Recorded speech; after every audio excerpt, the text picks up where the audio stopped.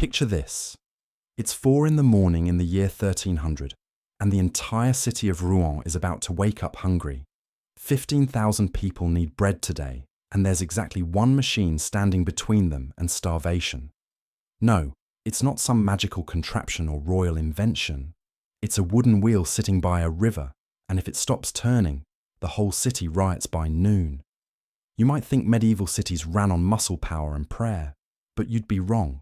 They ran on gears, water, and one incredibly clever piece of engineering that most people today couldn't even identify. This is the story of how a single watermill could feed an entire medieval city, and why this simple machine was basically the internet of the 1300s.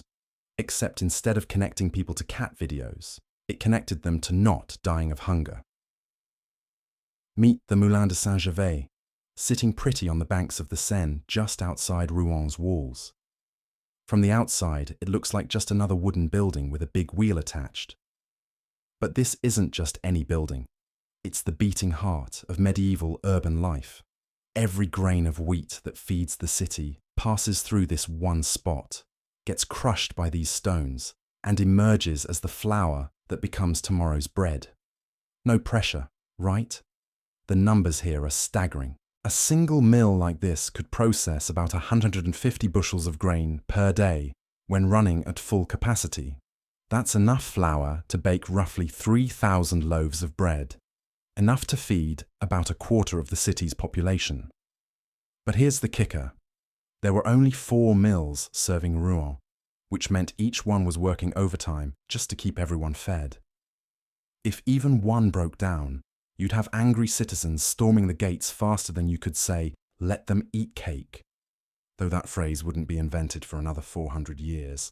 The location wasn't chosen randomly. Medieval mill builders were like ancient engineers with a PhD in water flow dynamics, except their degree came from trial, error, and probably a few spectacular failures. The Seine provided the perfect setup: steady water flow year-round, enough elevation change to create power, and convenient access to the city's grain supplies.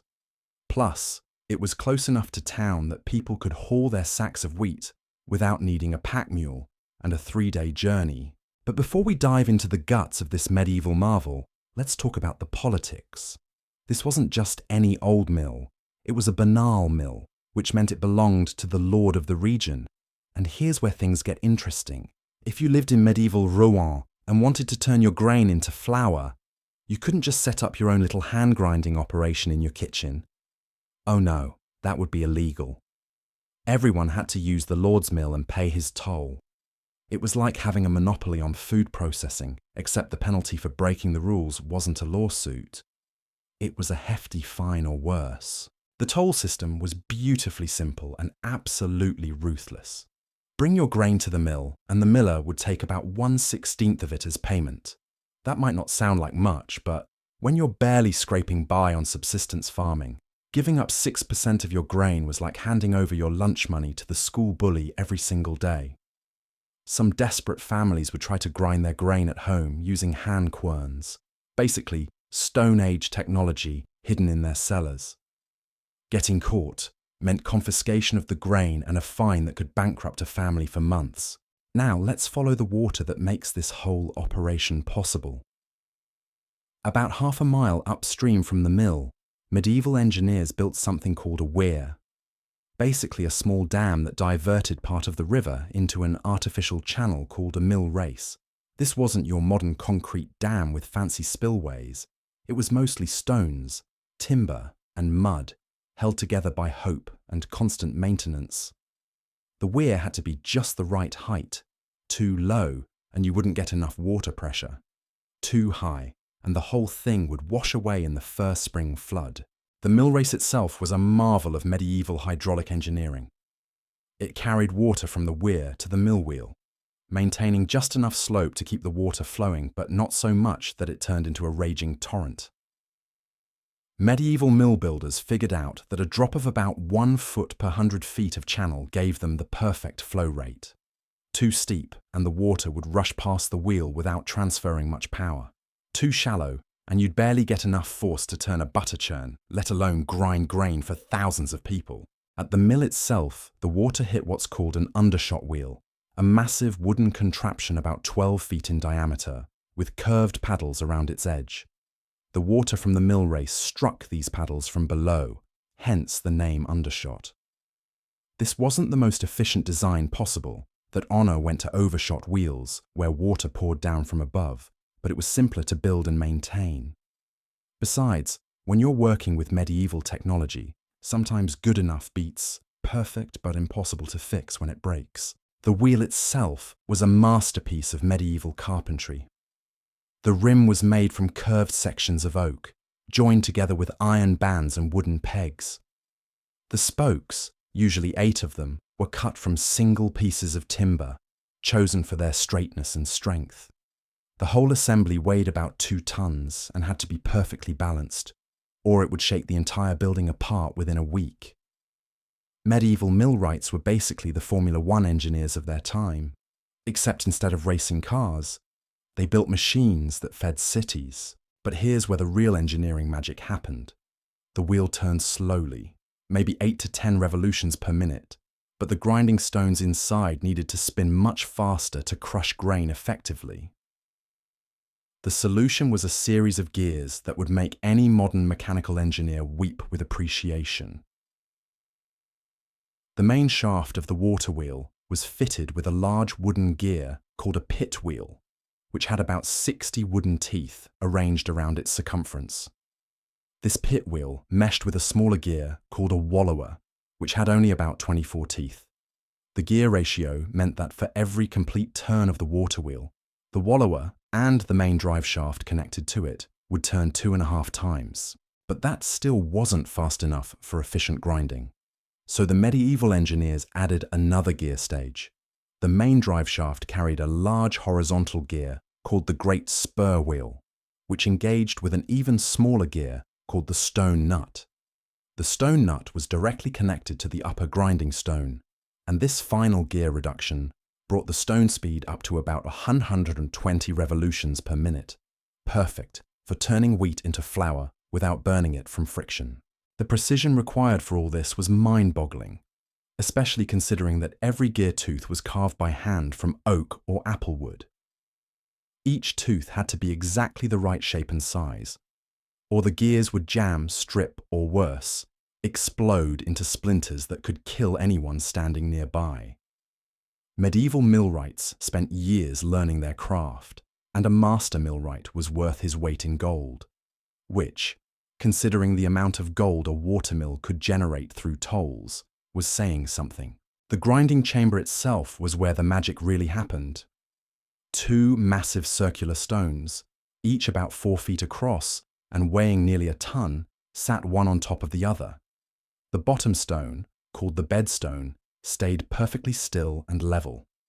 The top stone, called the runner stone, spun rapidly above it, with just enough gap between them to crush grain into flour. Getting this gap right was crucial. Too wide, and you'd get coarse meal instead of fine flour. Too narrow, and the stones would grind against each other, creating sparks that could ignite the flour dust floating in the air and turn the entire mill into a medieval fireball. The stones themselves were works of art disguised as industrial equipment. They weren't just any old rocks. These were carefully selected pieces of millstone grit, usually quarried from specific locations in France where the stone had exactly the right hardness and texture. Too soft, and they'd wear away faster than a candle in a hurricane. Too hard, and they'd polish smooth and stop grinding altogether. The surface of each stone was covered with a pattern of grooves called furrows, hand-carved in a spiral design that would guide the grain from the center outward as it was crushed. These furrows had to be recut every few weeks, a job that required the miller to crawl inside the grinding chamber with hammer and chisel, praying the whole time that nobody would accidentally engage the gears while he was inches away from a spinning death trap. But let's back up and follow a typical grain shipment through its transformation into bread flour. It's dawn on a Tuesday in October, and Jean the farmer is standing outside the mill with a cart full of wheat, looking about as thrilled as someone waiting in line at the tax office. He's been growing this wheat all season, and now he has to hand over a chunk of it just to get the rest turned into something his family can actually eat. The miller, Guillaume, greets him with the enthusiasm of a man who knows he's about to collect free grain from every person in line. The process starts at the grain intake, where Guillaume inspects Jean's wheat with the eye of a medieval quality control expert. He's checking for moisture content, foreign objects, and signs of disease or pest damage. Wet grain could clog the works, stones could chip the millstones, and mouldy wheat would produce flour that could poison half the city. Once approved, the grain gets dumped into a large funnel-shaped container called a hopper, positioned directly above the grinding stones. The hopper holds about 2 bushels at a time, enough to keep the stones busy for about an hour. Here's where medieval engineering gets downright clever. The grain doesn't just pour straight down onto the stones in an uncontrolled flood. Instead, it flows through a wooden chute that's constantly vibrated by a small wooden arm called a damsel. The damsel is connected to the main drive shaft, so as the stones turn, it taps against the grain chute about 120 times per minute, creating a steady, controlled flow of wheat kernels onto the runner stone. Too much grain at once would jam the works. Too little would waste the water power. The damsel system was like having an automatic feeding mechanism that never needed batteries or software updates. As the grain hits the spinning runner stone, it gets caught in those spiral furrows and dragged outward toward the edge, getting crushed finer and finer along the way. The whole process takes about 30 seconds per kernel, but with thousands of kernels flowing through every minute, the mill produces a steady stream of flour that pours out through a wooden chute into waiting sacks. The sound is constant and hypnotic, a low rumbling punctuated by the rhythmic tapping of the damsel and the creaking of wooden gears under load. But not all flour is created equal, and medieval customers were surprisingly picky about their grain products. The flour coming off the stones was a mixture of different textures and qualities, from fine white powder, perfect for fancy bread, to coarse bits suitable only for animal feed. This is where the bolting process came in, medieval flour sorting that would make modern food processing look simple. The mixed flour went through a series of screens made from progressively finer cloth, each one separating out different grades of flour. The finest mesh, made from silk imported at enormous expense, produced pure white flour that only the wealthy could afford. Coarser screens produced everyday flour for regular bread, while the biggest chunks and bran got sold as animal feed. The economics of all this were fascinating and brutal. Guillaume kept meticulous records of every transaction, partly because the Lord Steward would audit the books regularly, and partly because getting caught cheating on the tolls was a career-ending move. A typical day might see 40 farmers bringing in grain, each paying their toll in kind. By evening, Guillaume would have collected about 10 bushels of free grain, enough to keep his own family fed for months, plus extra to sell at market for actual money. Not a bad deal for running a machine that mostly ran itself, except for the part where mechanical failure could bankrupt you overnight and angry customers might burn down your mill if their bread came out wrong. The real pressure came from something called the Assize of Bread, medieval food safety regulations that would make modern health inspectors seem relaxed. The Assize set strict standards for bread weight, quality, and pricing, with hefty fines for bakers who tried to cheat their customers. If Guillaume's flour was inconsistent or contaminated, every baker in the city would know about it by nightfall, and his reputation would be toast. Literally. Bakers caught selling underweight loaves could be fined, put in the stocks, or forced to wear the bread around their necks as public humiliation. Since their bread was only as good as Guillaume's flour, they watched his operation like hawks circling roadkill. The maintenance schedule for a watermill would drive modern equipment managers to drink. Every morning before starting work, Guillaume had to inspect the water wheel for damage, check the gear teeth for wear, oil the bearings with animal fat, and make sure the grinding stones were properly aligned. Once a week, he'd shut down the entire operation to clean flour dust from every surface. because flour dust mixed with air creates an explosive mixture that could level the building faster than you could say occupational hazard. The stones themselves needed constant attention, with the furrows recut every few weeks and the running surfaces dressed smooth whenever they developed chips or rough spots. Winter brought its own special challenges. Ice could jam the water wheels solid, floods could wash away the weir, and frozen grain would barely grind at all. Some mills installed heating systems, basically large fireplaces, to keep the grinding chamber warm enough for the flour to flow properly. But fire and flour dust made for nervous neighbours, so most millers just worked shorter hours during the coldest months and prayed for an early spring. The smart ones stockpiled extra flour during good weather, selling it at premium prices when other mills were frozen solid. Human resources. How millions of people were mobilized for European conflict. But perhaps the most impressive thing about medieval water mills wasn't their engineering, it was their sheer productivity.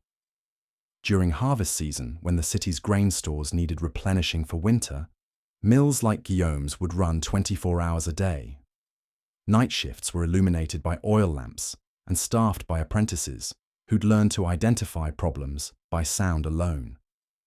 The constant rumble of properly functioning stones had a different pitch than grinding stones that were running too close together. A change in the water wheels creaking meant the bearings needed attention. Even the damsel's tapping had its own rhythm that experienced millers could read like a musical score. The numbers during peak season were staggering. A mill running full-time could process nearly 1,000 bushels per week, enough flour to bake 20,000 loaves of bread. That's roughly enough to feed the entire population of a city like Rouen for 3 days. Multiply that by the 4 mills serving the region, and you start to understand how these simple machines made urban civilization possible. Without them, cities couldn't exist beyond a few thousand people, because you simply couldn't feed more mouths using hand-grinding techniques. The ripple effects extended far beyond just making flour. The bran and coarse meal that couldn't be turned into bread flour became valuable commodities in their own right. Pig farmers lined up to buy the leftover bran, which was perfect feed for fattening livestock. Horse owners prized the coarse meal for feeding their animals during hard work. Even the flour dust that accumulated in every corner of the mill got swept up and sold as cheap feed for chickens and geese. Nothing went to waste in medieval economics. Waste was a luxury only the very wealthy could afford. Guillaume's success also created jobs throughout the region. He employed 2 full-time apprentices, a part-time stone dresser who travelled between mills maintaining the grinding surfaces, and a carpenter who specialised in gear repairs. During busy periods, he'd hire additional labourers to help with loading and unloading grain sacks. The mill supported a small ecosystem of related businesses: the blacksmith who forged iron bands for the water wheel, the cloth merchant who supplied bolting screens, and the cooper who made the barrels used to store flour. Even the local tavern did better business when the mill was running well, because prosperous millers and satisfied farmers had money to spend on ale and conversation. The social dynamics were equally complex. Guillaume wielded considerable power in the community. He could delay processing grain from farmers he didn't like, or give priority treatment to those who brought him gifts or useful information. Farmers knew better than to antagonize the miller, because finding another mill meant traveling for miles with heavy grain sacks. Some clever farmers would bring Guillaume fresh eggs, cheese, or news from other towns, creating informal networks of information exchange that operated alongside the formal grain processing business. But the system had its vulnerabilities. A single mechanical failure could cascade into community-wide crisis within days.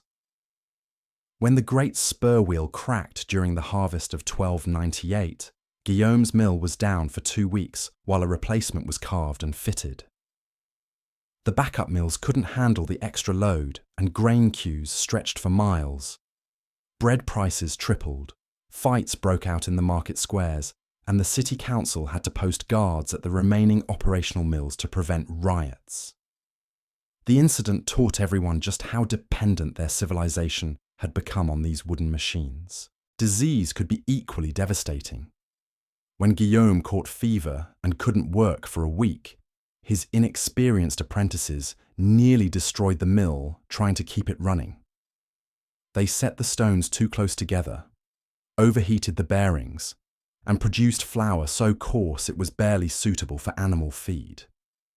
Word spread quickly through the city's baker network, and by the third day, angry customers were demanding refunds and threatening to take their business elsewhere, even though elsewhere meant a day's journey to the next functioning mill.